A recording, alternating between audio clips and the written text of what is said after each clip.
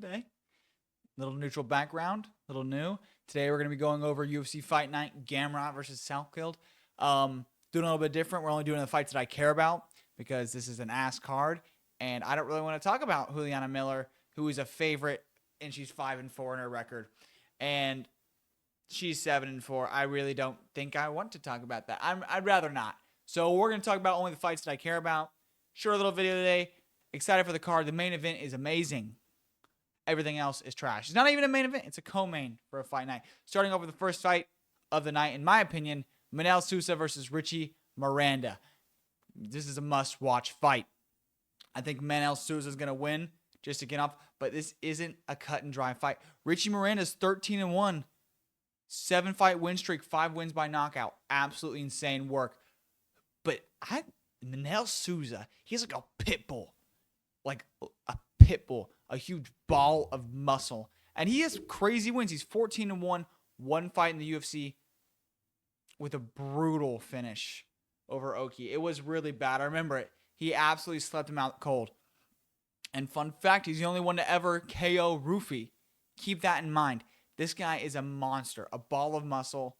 Cardio can be questionable. I'm pretty sure Richard Miranda's his first fight in the UFC. He's debuting against Manuel Sousa. Not smart. Not good. But I really would look at Manuel Sousa. Negative 310. Again, this is a main card fight for this fight night. Put all the way down here. Yeah, I just think Manuel Sousa is just aggressive, and he's a ball of muscle. I think he's going to win by KO. I really do. Sometimes these United States guys, even though that's me. That's us. We'll get KO'd when we debut. We're not that good. Sometimes, like these regular dudes, unless they look really weird, like Justin Gaethje, and they have their eyes like a little bit set apart. But if we're just like a regular guy and we just look like dudes, like this guy just looks like I don't know they just get knocked out bad. And so maybe it's going to be a brutal flatline KO, Manuel Sousa. Hopefully we'll see it. Next fight, Jose Montana debuting against Louis Sutherland. And Louis Sutherland's a 190 favorite. And so I don't know anything about Jose Montana, but if you're a underdog against Louis Sutherland, who I'm pretty sure is 1-3 in the UFC. Let's take a little quick. Oh, he's 1-2 in the UFC, and he's just a blob, but he's a brute. He turns into the Hulk. He literally destroyed Walter Walker's legs, broke it. He broke Walter Walker's leg and still got submitted. So that's a little rough. Getting knocked out by Perisic, that makes sense. Beating Tuivasa by decision, I don't know what this guy's doing. But he's a brute, and he has crazy strength. He used to be on PEDs. No one caught him, but it was obvious because he went to the UFC, and now he's, like, fat. So it's like, you were obviously on PEDs, Louis Sutherland. We're really watching out for the Vanilla Gorilla here. But against Tai Tuivasa, I did fall asleep during that fight. I'll have to admit it. I fell asleep watching it back. He's got a crafty bag of tricks. He does have like legs entanglements. He has these things where he can scramble really well. So if this Jose Montana guy, which I don't know, my bad, is a Brazilian Jiu-Jitsu guy, I think Louis Sutherland's going to get out of that. And I do think he's going to win by like a ground and pound TKO. That's really possible. But we'll watch Louis Sutherland. Let's see if he's making that adjustment now. Now that he beat Tai Tuivasa, he's getting into his bearings in the UFC. Like, hey, maybe I don't need PEDs anymore, and I can actually fight. That's what we want to see from you, Louis Sutherland. We don't want to see you just being a brute. We know you can break legs. Be crafty. Be smart. On the next fight, Diar Nurgaje versus Bruno Lopez. I was thinking this guy's got 2 losses, 3 losses, 2 of them in the UFC. They're against, now we know Navajo's super good, and Jacoby's super good too. I think Bruno Lopez is going to win. Because I watched Nurgaje. He's had one fight in the UFC. I almost picked him to win it. And my thought was like, he's going to finish him. He had one fight, and he looked good. But his cardio looked like absolute shit. I'd seen Nurgaje getting absolutely fraud checked as soon as possible. I will never pick him in a fight. And I just think he's a favorite. This is a crafty underdog with Bruno Lopez. I think it's bound to happen. We're looking at Bruno Lopez winning by maybe nasty TKO. Because Diar, he looks like he's 50. I don't know how old he is. But he looks so old. And it's really concerning me. And I'm looking at him right now and I'm like, dude, go to your family. But Bruno Lopez, he looks like a fighter. I know I'm going based off looks. This isn't very scientific. But Jared Nogueira is a long, lengthy striker. He's got good kicks. He's got good rangy punches. But he can be played around with. I saw him in his first fight, and he was just punched. Like, for when they went tit for tat, he wasn't able to handle the tit for tat. Like, he is comfortable when he is winning. But if he's ever the nail, it looks just crazy. And I think Bruno Lopez is going to throw some overhand rights, make Jared Nogueira the nail in this fight. And I think he's going to suffer being the nail. That's what I noticed from the first fight. He could just be bitched around, it feels like. On to the next fight, Guilherme Pat versus Asplund. This should be the co-main event. This isn't a crazy fight. Why are we putting Asplund in the Apex? Why are we doing it? He doesn't need to be there. He is a titty merchant. I know. He's a story merchant. You don't know my story. And we want to root for him because he's a story and titty merchant. But he's actually 6'5" and athletic. Just because he was fat and he has a crazy story doesn't mean he's bad. He lost his last fight against Vitor Petrino. But that was a good fight, and he held his own, and there's a lot to learn from that fight as well. He was so confident, and he hasn't fought any good UFC heavyweights, and so there's a lot to learn. And so I'm glad that he learned it earlier, not later, against a good opponent. He will be a victim later. I don't know if he's going to be top 10, but he's like maximum Holloway, right? He's a fat Max Holloway. He's a volume striker. He's going to punch Pat a lot. Over and over and over again. And we'll probably TKO him the third. I haven't watched Pat very much, but he lost to Thomas Peterson. He got his first win in the UFC. He lost by decision to Thomas Peterson. That's bad, man. Like, I know Thomas Peterson can be crafty, but I'm pretty sure he got laid on by Thomas Peterson. Not good. But you gotta think about it this way. Asplund's not gonna lay on you. Asplund's not gonna wrestle you. He's just gonna power strike over and over again. And last fight, he couldn't get his striking off. He couldn't get his combos off like we wanted him to. So you're thinking it could go either way.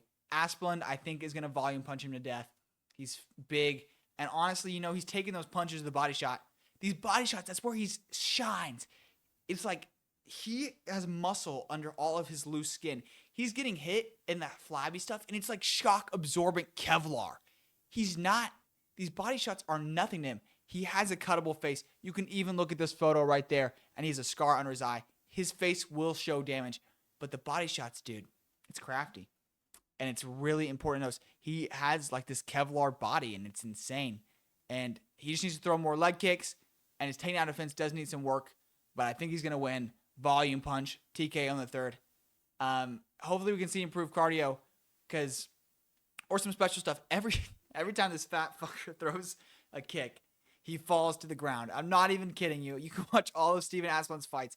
Every time he throws a kick, he falls straight to the ground. It's ridiculous. Fix that, please. I can't stop laughing, you fatty. But I do like you a lot, so you better win. No. Darren Elkins versus Yadier Deval. Again, this is a fight that I would skip, but Indiana represent Darren Elkins, and it's his last fight. He said it in his interviews. Hey, I'm retiring. I'm done. And I know he's a 550 favorite, but hear me out. No, I'm not going to pick him. Hear me out. I mean, underdog. Darren Elkins. Let's just look at this real quick. I'm going to take you over here and look at this real quick. His last loss was to Julian Erosa. Makes sense. But he was winning these fights by grappling. These decent guys were losing to Darren Elkins in the Big 2-5. And you know what? That's insane. You're losing to Darren Elkins in the Big 2-5. But he's got that grappling pressure. He is old. What is he? He has 40% professional fights. Something around that. 41. Insane amount. It's not impossible for him to win. These odds are crazy. If you want an insane underdog, maybe Darren Elkins. But Yadier Deval is going to win.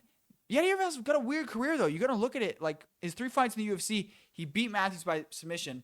And then he had the Bulgarian situation, which was like a situation where Bulgarian was rigging fights, and the fight was rigged, but Deval was still kind of struggling in a rigged fight that he was supposed to win because Bulgarian rigged it to lose. And so that was a little bit weird where I thought Bulgarian was winning the fight until he just absolutely decided to become an idiot. And then he went and fought Jordan Levitt as a favorite and got absolutely smothered to death. And it was embarrassing. I watched this fight. I was like, Yadieraval will get fraud checked this fight. He will lose this fight. 10-0, but Jordan Levitt's grappling is really good. And you hate to admit it. But I'm like, if Darren Elkins is like, this is my last fight, I'm ready to win. I'm ready to come in there. He's going to shoot in the first 30 seconds and just absolutely hold him down the entire time. And that's what I think is going to happen. No, I don't think that's going to happen. Whoa, cut that. No, Yadieraval's going to knock him out in the first round. And he's going to say, I do this for you guys. Darren Elkins is going to say that when he retires. Like, I love you. Or he won't even get an interview and they'll say, fuck off, Darren Elkins. Fuck off. Makes sense. Diego Ferreira versus Billy Quarantillo. Co-main? This is your co-main event? Are we serious? Are we serious? This is your co-main event? Like, come on, dog. It's not good. It's not good. I'm looking at it. Trash. Not talking about it. Diego Ferreira by KO. Billy Quarantillo was like 18-7. He's trash. On to the main event. An incredible main event. And we're excited for this one a lot, but we're very nervous. We have 2 very different guys. Quillen Salkild, explosive striker, explosive, dangerous on the feet. Just KO Dariush. Who doesn't KO Dariush? And then Gamrot, a consistent grappler. They're going against each other. And this is the first time Salkild is stepping up to the highest level competition. I don't think Dariush was that high level. I don't think that's a hard fight for Salkild. I don't think it's a hard fight for anybody. Dariush shouldn't be ranked. Get him out of here. Retire, Dariush. You're a chinny. This is a hard fight. And Salkild is going in as a favorite. That's crazy to me. He was taken down twice in the Dariush fight. We have to remember that. But Gamrot's coming off a win, and a really impressive win against the Ribovics. Really impressive win. And then he beat Ludovic Klein, lost Charles Oliveira. But he did lose to Dan Hooker. And we can't forget that Dan Hooker's terrible at fighting. But I thought Gamrot won that fight. Quillen Salkild's coming on a KO streak, fighting Gamrot now. Huge step up for him. This is one of the hardest fights you can get going up the lightweight division, is against Mateus Gamrot. With a full camp is the thing. He takes fights on short notices, and he loses them. But he'll win the fights he has good camp for. And I think that's exactly what's going to happen. I think Gamrot's going to sub Salkild. I know Salkild's good. He's funny. He's powerful. And we're not getting personality bias on this one. We're not saying, haha, he's funny, so he's going to win. No, dude. Gamrot's just insane. He's got an insane chin, too. He's never been knocked out. I know I can just think right now, how many Gamrot, not chinny at all. He's never been knocked out. He's only been finished by Oliveira, I think. He has wins over Sarukian. No, I'm Gamrot Glazer. I do think he's going to win, though, by sub. I do think he's going to get hit hard in the head a bunch of times. He might even get dropped in the second round. But my thought process going through this fight is he's going to take down Salkild in the first round, hold him down for the first round, and then in the second round, he's going to get dropped maybe, but Salkild's going to be so scared of the takedown that going into the third, he's going to get taken down, just grinded on by Gamrot over and over again, and just then lose the fight by submission. I'm thinking arm trial submission he's going to lose it by. I don't see Gamrot getting anything else, but I think an arm trial submission is very safe. And I think Gamrot being an underdog is crazy going into this fight. Salkild's good. He's got good wrestling. He has a wrestling base.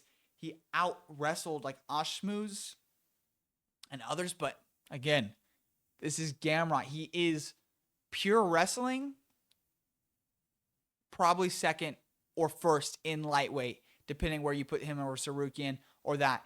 That's dangerous. That's bad. This could be a 5-round, just absolute grinding. Or Salkild KOs him in the first. But I do think if this goes as a war, and it goes in those later rounds, I have no chance that Salkild wins. I think every round we go on longer, I think Salkild has a worse chance of winning. His best chance is the first. Later than that, it's absolutely cooked. But that's my official prediction. Mateusz Gamrot, round 3 submission. I want Salkild to win. Also, huge glow up. I saw an older picture of him with a beard. Disgusting. I'm glad you fixed that. Fucking disgusting, dude. And Gamrot's a handsome dude. And he's very wholesome. I hope he wins. I'm all for Gamrot. Round 3 submission. Thanks for watching. Have a wonderful night.